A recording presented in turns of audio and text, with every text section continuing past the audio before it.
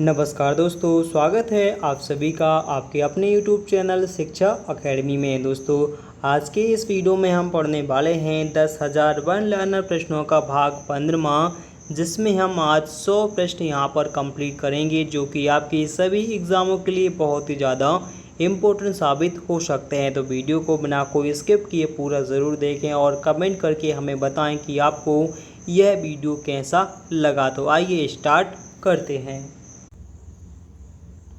प्रश्न नंबर है अपना 1401 कि भगवान बुद्ध धर्म के प्रचार करने के लिए किस भाषा का प्रयोग करते थे। भगवान बुद्ध धर्म के प्रचार करने के लिए किस भाषा का प्रयोग करते थे, तो उन्होंने पाली भाषा का प्रयोग किया था। पाली भाषा का प्रयोग किया था।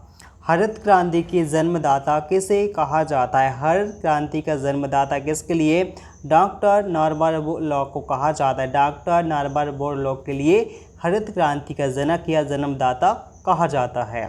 अगला प्रश्न, सबसे अधिक चीनी मिलों की संख्या कौन से राज्य में है। सबसे अधिक चीनी मिलों की संख्या कौन से राज्य में पाई जाती है, तो वह पाई जाती है महाराष्ट्र राज्य में। सबसे ज़्यादा चीनी मिलें पाई जाती हैं।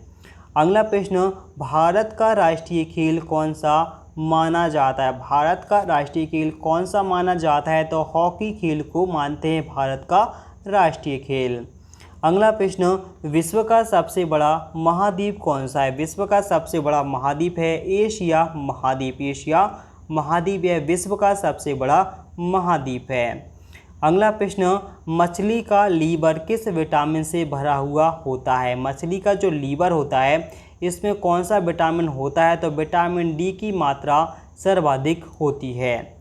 अगला प्रश्न, स्टील या आयरन की वस्तु। स्टील या आयरन की वस्तु के ऊपर जिंक की जो परत चढ़ाई जाती है उसके लिए क्या कहते हैं। जिंक की परत चढ़ाई जाती है उसके लिए कहते हैं गैल्वेनाइजिंग। गैल्वेनाइजिंग कहा जाता है।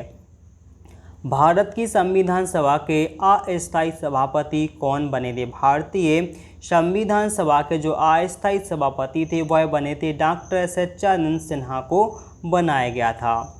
अगला प्रश्न, ऑप्टिकल फाइबर का प्रयोग किस लिए किया जाता है। ऑप्टिकल फाइबर का जो प्रयोग है वह संचार के लिए किया जाता है। संचार के लिए किया जाता है। अगला प्रश्न अपना, एक जूल कितने आर्ग के बराबर होता है। एक जूल कितने आर्ग के बराबर होता है, तो यह होता है 10⁻7 आर्ग के बराबर होता है एक जूल। अगला प्रश्न, वायुमंडल में तारे किस कारण से झिलमिलाते हैं। वायुमंडल में तारे हमें झिलमिलाते हुए दिखाई देते हैं, तो वह वायु का अपवर्तनांक के कारण से झिलमिलाते दिखाई देते हैं। अगला प्रश्न, किस कारण से लैंप की बत्ती में तेल ऊपर की ओर चढ़ता है, तो वह कैपिलरी क्रिया के कारण से चढ़ता है। अगला प्रश्न, इंदिरा गांधी हत्या की जांच किस आयोग को सौंपी गई थी। इंदिरा गांधी जी की जो हत्या की जांच है वह ठक्कर आयोग को सौंपी गई थी। ठक्कर आयोग को सौंपी गई थी। अगला प्रश्न, कि फिल्म फेयर पुरस्कार की स्थापना किस वर्ष की गई थी। फिल्म फेयर की पुरस्कार की जो स्थापना है वह सन 1953 में की गई थी। 1953 में की गई थी। पौधों में वृद्धि के लिए उपयुक्त मिट्टी कौन सी होती है। पौधों में वृद्धि के लिए सबसे उपयोगी मिट्टी दोमट मिट्टी होती है। दोमट मिट्टी होती है। आम्रपाली किसकी एक बौनी प्रजाति है। आम्रपाली किसकी है, तो यह आम की एक बौनी प्रजाति है। अगला प्रश्न, नीति आयोग का अध्यक्ष कौन होता है। नीति आयोग का अध्यक्ष प्रधानमंत्री होता है। प्रधानमंत्री होता है। अगला प्रश्न, बुल एंड बियर शब्द का संबंध किससे होता है। बुल एंड बियर शब्द का संबंध होता है स्टॉक मार्केट से। स्टॉक मार्केट से होता है। अगला प्रश्न, कंपनी के वास्तविक स्वामी के पास कौन से शेयर होते हैं। कंपनी का जो वास्तविक स्वामी होता है इसके पास इक्विटी शेयर होते हैं। इक्विटी शेयर होते हैं। अगला प्रश्न, आणविक ऊर्जा अनुसंधान केंद्र कहाँ पर स्थित है। आणविक ऊर्जा अनुसंधान केंद्र कहाँ पर, मुंबई महाराष्ट्र में स्थित है। अगला प्रश्न, रात्रि को आकाश में मंगल ग्रह कैसा दिखाई देता है। रात्रि में आकाश में जो मंगल ग्रह दिखाई देता है वह लाल कलर का दिखाई देता है। अगला प्रश्न यहाँ पर है अपना 1422वां कि गोदावरी नदी किन राज्यों से होकर बहती है। गोदावरी नदी जो है वह महाराष्ट्र और आंध्र प्रदेश राज्यों से होकर बहती है। अगला प्रश्न, किसकी सिफारिश के आधार पर 19 जुलाई 1982 को राष्ट्रीय कृषि एवं ग्रामीण विकास बैंक की स्थापना की गई थी। तो वह की गई थी शिवरमन समिति की सिफारिश पर। अगला प्रश्न, भारत में पूर्वी तट में प्राकृतिक बंदरगाह कहाँ अवस्थित हैं। भारत में पूर्वी तट में जो प्राकृतिक बंदरगाह हैं वह कहाँ पर है। तो वह कोलकाता में स्थित हैं। अगला प्रश्न कि दादर और नागर हवेली, दादर और नागर हवेली केंद्र शासित प्रदेश किन राज्यों के बीच में स्थित है। तो वह है महाराष्ट्र और गुजरात राज्यों के मध्य स्थित हैं। अगला प्रश्न, ग्रैमी पुरस्कार की शुरुआत किस वर्ष की गई थी। ग्रैमी पुरस्कार की शुरुआत की गई थी सन 1958 में की गई थी। अगला प्रश्न, ग्रैमी पुरस्कार किस क्षेत्र में दिया जाने वाला पुरस्कार है। ग्रैमी पुरस्कार किस क्षेत्र में दिया जाता है। तो यह संगीत के क्षेत्र में दिया जाने वाला एक पुरस्कार है। अगला प्रश्न, बुकर पुरस्कार इसकी शुरुआत 1969 में की गई थी। यह किस क्षेत्र में दिया जाता है। तो बुकर पुरस्कार दिया जाता है साहित्य के क्षेत्र में साहित्य के क्षेत्र में दिया जाता है। अगला प्रश्न यहाँ पर है कलिंग पुरस्कार जिसकी शुरुआत 1952 में की गई थी। यह किस क्षेत्र में दिया जाता है। तो यह दिया जाता है विज्ञान के क्षेत्र में दिया जाता है। अगला प्रश्न, ऑस्कर पुरस्कार जिसकी शुरुआत 1929 में की गई थी। यह कौन से क्षेत्र में दिया जाता है। तो यह दिया जाता है फिल्म के क्षेत्र में दिया जाता है। अगला प्रश्न यहाँ पर मैग्सेसे पुरस्कार जिसकी शुरुआत 1957 में की गई थी। यह किस क्षेत्र में दिया जाता है। तो मैग्सेसे पुरस्कार दिया जाता है जन सेवा के क्षेत्र में। ठीक है, जन सेवा के क्षेत्र में दिया जाता है या जन सेवा के लिए दिया जाता है। अगला प्रश्न, पुलित्जर पुरस्कार की शुरुआत किस वर्ष की गई थी। पुलित्जर पुरस्कार की शुरुआत की गई थी सन 1970 में की गई थी। अगला प्रश्न यहाँ पर है कि विज्ञान के क्षेत्र में दिया जाने वाला भटनागर पुरस्कार की शुरुआत किस वर्ष हुई थी। तो वह हुई थी सन 1957 में हुई थी। अगला प्रश्न यहाँ पर है साहित्य के क्षेत्र में दिया जाने वाला ज्ञानपीठ पुरस्कार का जो प्रारंभ है वह किस वर्ष हुआ था। साहित्य के क्षेत्र में दिया जाने वाला ज्ञानपीठ पुरस्कार का प्रारंभ सन 1965 में हुआ था। सन 1965 में हुआ था। चिन्नास्वामी स्टेडियम किस शहर में स्थित है। चिन्नास्वामी स्टेडियम कौन सी शहर में है। तो यह बेंगलुरु शहर में स्थित है। अगला प्रश्न, ईडन गार्डन स्टेडियम किस शहर में स्थित है। ईडन गार्डन स्टेडियम कहाँ पर है। कोलकाता शहर में स्थित है।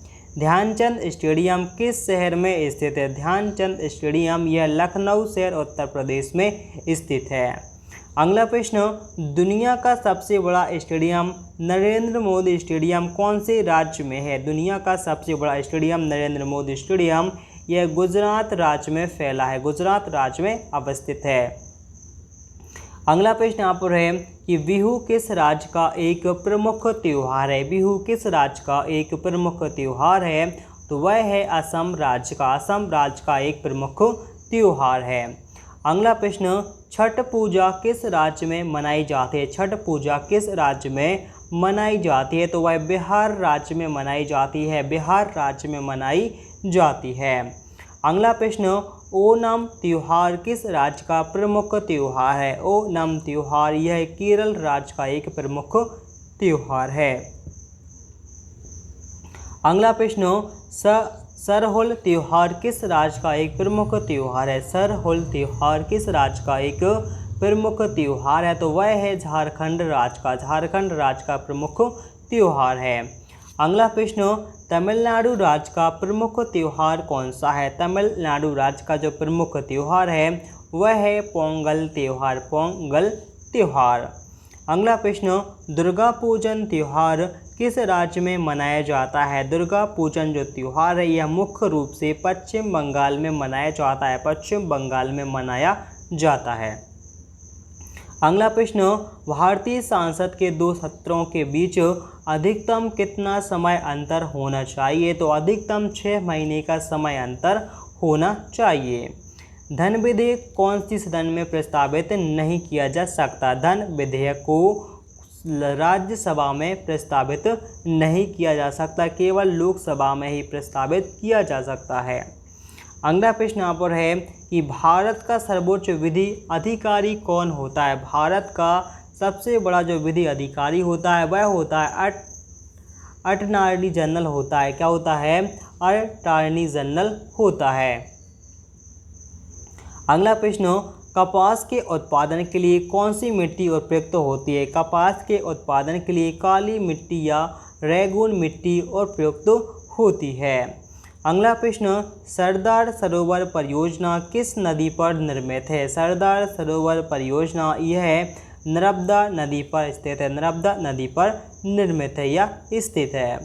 अगला प्रश्न, भारत में हीरे की खान किस जिले में है? भारत में जो हीरे की खान है वह मध्य प्रदेश के पन्ना जिले में स्थित है। अगला प्रश्न कि मानव शरीर में विटामिन ए किस अंग को संचित रहता है? विटामिन ए किस अंग में संचित रहता है? तो यह रहता है यकृत या लीवर में संचित रहता है विटामिन ए। अगला प्रश्न, उत्पाद शुल्क किस प्रकार का एक कर होता है? उत्पाद शुल्क यह एक अप्रत्यक्ष कर होता है, अप्रत्यक्ष कर होता है। अगला प्रश्न, खारा पानी बिजली का क्या होता है? खारा पानी बिजली का क्या होता है? तो वह होता है सुचालक। ठीक, खारा पानी बिजली का सुचालक होता है। अगला प्रश्न, जिंक क्लोराइड के विलयन को किस में भंडारित रखा जाता है? तो वह चांदी के बर्तन में रखा जाता है, चांदी के बर्तन में रखा जाता है। अगला प्रश्न, पाचक एंजाइम पेप्सिन कहाँ पर उत्पन्न होता है? पाचन एंजाइम जो पेप्सिन है यह कहाँ पर? छोटी आंत में उत्पन्न होता है, छोटी आंत में ही उत्पन्न होता है। अगला प्रश्न, मलेरिया नामक बीमारी किस अंग को प्रभावित करती है? मलेरिया जो बीमारी है वह किस अंग को प्रभावित करती है? तो वह तिल्ली को प्रभावित करती है और आरबीसी के लिए। पालक की पत्तियों में कौन सा विटामिन पाया जाता है? पालक की पत्तियों में विटामिन ए की मात्रा पाई जाती है, विटामिन ए पाया जाता है। अगला प्रश्न यहाँ पर, नीला चांद उपन्यास की रचना किसके द्वारा की गई थी? नीला चांद उपन्यास की जो रचना है वह शिव प्रसाद सिंह जी ने की थी, शिव प्रसाद सिंह ने की थी। अगला प्रश्न, ग्रैंड एंटीकट नहर किस नदी पर निर्मित है? ग्रैंड एंटीकट शहर कौन सी नदी पर निर्मित है? तो वह कावेरी नदी पर निर्मित है। अगला प्रश्न, भाखड़ा नागल बांध किस नदी पर निर्मित है? भाखड़ा नागल बांध यह सतलज नदी पर स्थित है। अगला प्रश्न, जापान में 6 अगस्त को प्रथम परमाणु बम किस वर्ष गिराया गया था? तो वह गिराया गया था 1945 में गिराया गया था। राष्ट्रपति भवन किस पहाड़ी पर स्थित है? राष्ट्रपति भवन है रायसीमा पहाड़ी पर स्थित है। अगला प्रश्न, गांधी फिल्म में गांधी जी की भूमिका किसने निभाई थी? गांधी फिल्म की जो भूमिका है वह बेन किंग्सले ने निभाई थी। पृथ्वी का एकमात्र उपग्रह कौन सा है? पृथ्वी का एकमात्र उपग्रह है चंद्रमा। अगला प्रश्न, 0 डिग्री देशांतर जो ग्रीनविच से होकर गुजरता है वह क्या कहलाती है? तो उसके लिए प्रधान मध्याह्न रेखा कहते हैं, प्रधान मध्याह्न रेखा कहा जाता है। श्वेत महाद्वीप किस महाद्वीप को कहा जाता है? श्वेत महाद्वीप किस महाद्वीप को कहते हैं? तो श्वेत महाद्वीप हम कहते हैं अंटार्कटिका महाद्वीप को, अंटार्कटिका महाद्वीप को श्वेत महाद्वीप के नाम से भी जाना जाता है। अगला प्रश्न, माउंट आबू में दिलवाड़ा मंदिर किस धर्म से संबंधित है? माउंट आबू में दिलवाड़ा का जो मंदिर है वह जैन धर्म से संबंधित है, जैन धर्म से संबंधित है। अगला प्रश्न, संयुक्त राष्ट्र संघ की सुरक्षा परिषद में कितने स्थायी सदस्य शामिल हैं? तो वह हैं 5 स्थायी सदस्य शामिल हैं। अगला प्रश्न, चौथ कर किसके द्वारा वसूला जाने वाला एक कर है? चौथ कर जो है वह मराठाओं द्वारा वसूला जाता था। अगला प्रश्न, दिल्ली लाहौर बस सेवा किस नाम से जानी जाती है? दिल्ली टू लाहौर बस सेवा यह सदा ए सरहद के नाम से जानी जाती है। भूदान आंदोलन की शुरुआत किसके द्वारा की गई थी? भूदान आंदोलन की शुरुआत की गई थी विनोबा भावे के द्वारा, विनोबा भावे के द्वारा की गई थी। अगला प्रश्न यहाँ पर, मुद्रा नीति किसके द्वारा नियमित होती है? मुद्रा नीति किसके द्वारा नियमित होती है? तो वह रिजर्व बैंक द्वारा नियमित होती है। अगला प्रश्न है कि भारत में अंग्रेजी शिक्षा की शुरुआत किसके द्वारा की गई थी? भारत में अंग्रेजी शिक्षा का शुरुआत लॉर्ड मैकाले के द्वारा की गई थी। अगला प्रश्न यहाँ पर है कि फ्लाइंग सिख के नाम से किसे जाना जाता है? फ्लाइंग सिख के नाम से मिल्खा सिंह को जाना जाता है। अगला प्रश्न, गोबर गैस प्लांट में क्या उत्पन्न होता है? गोबर गैस प्लांट में मीथेन गैस उत्पन्न होती है, मीथेन गैस उत्पन्न होती है।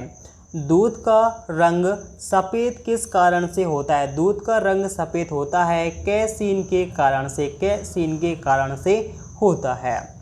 अगला प्रश्न, जब सूर्य और चंद्रमा पृथ्वी की एक ही ओर होते हैं तब क्या होता है? तो तब सबसे ऊंचा ज्वार बनता है, सबसे ऊंचा ज्वार बनता है। अगला प्रश्न, परमाणु के नाभिक में क्या रहते हैं? परमाणु के नाभिक में प्रोटॉन तथा न्यूट्रॉन रहते हैं, प्रोटॉन तथा न्यूट्रॉन रहते हैं। अगला प्रश्न, पाकिस्तान और अफगानिस्तान के बीच में कौन सा दर्रा स्थित है? पाकिस्तान और अफगानिस्तान के बीच में कौन सा खैबर दर्रा स्थित है? खैबर दर्रा स्थित है। अगला प्रश्न, राणा सांगा किस राज्य के शासक हैं? राणा सांगा जो थे किस राज्य के शासक थे? तो वह मेवाड़ के शासक थे, मेवाड़ राज्य के शासक थे। अगला प्रश्न, भारत के पश्चिमी समुद्र तट पर वर्षा किस मानसून से होती है? भारत के पश्चिमी समुद्र तट पर जो वर्षा है किस मानसून से होती है? तो वह उत्तरी पूर्वी मानसून से होती है, उत्तरी पूर्वी मानसून से होती है। अगला प्रश्न, भारत की समुद्री मार्ग की खोज किसके द्वारा की गई थी? भारत के समुद्र मार्ग की जो खोज है वह वास्को डी गामा के द्वारा की गई थी 1498 में की गई थी। अगला प्रश्न, प्रथम विश्व युद्ध की जो अवधि है वह क्या थी? प्रथम विश्व युद्ध कब हुआ था? तो 1914 से 1918 के मध्य हुआ था। अगला प्रश्न, कबोई जनजाति का संबंध किस राज्य से है? कबोई जनजाति का संबंध है मणिपुर राज्य से, मणिपुर राज्य से है। अगला प्रश्न, नागरिक अवज्ञा आंदोलन की शुरुआत किस वर्ष हुई थी? तो वह 1930 में हुई थी, 1930 में हुई थी। अगला प्रश्न, कृष्णा नदी का उद्गम स्थल क्या है? कृष्णा नदी कहाँ से निकलती है? तो वह महाबलेश्वर के समीप से निकलती है, महाबलेश्वर के समीप से निकलती है।